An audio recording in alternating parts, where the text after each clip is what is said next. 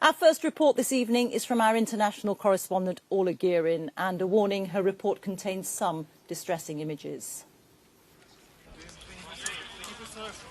Survivors emerge from the wreckage after what Ukraine says was a Russian airstrike on a maternity hospital.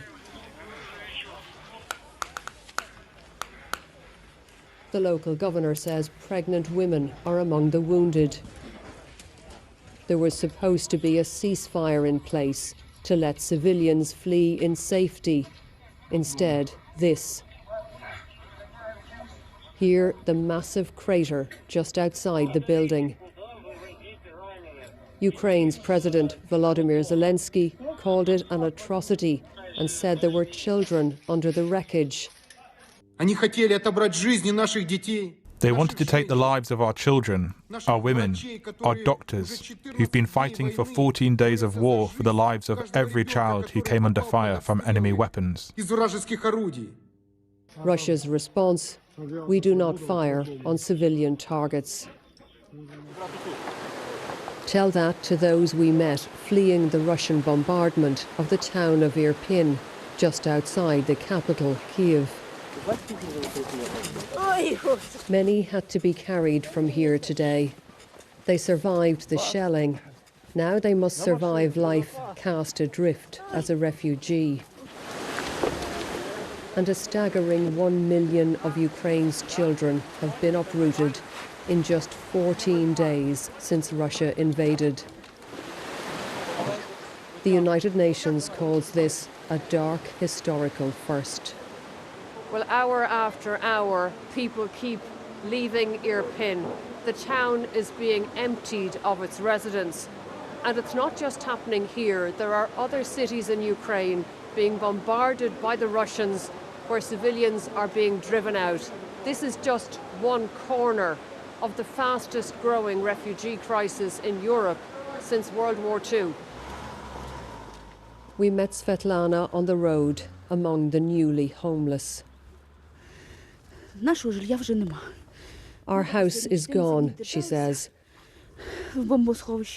We've been in the cellar for 14 days with no light, water or heat. But we'll be back for sure.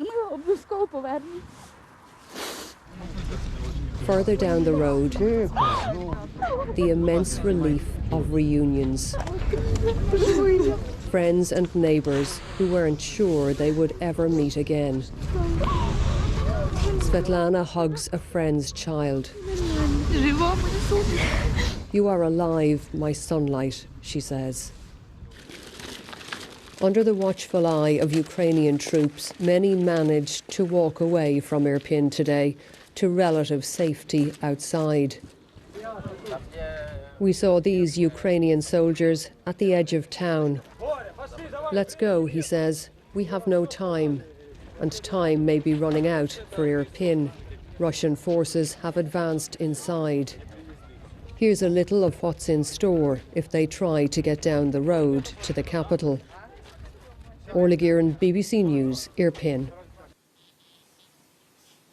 Let's join our chief international correspondent, Lise Doucette, who's in the capital, Kyiv.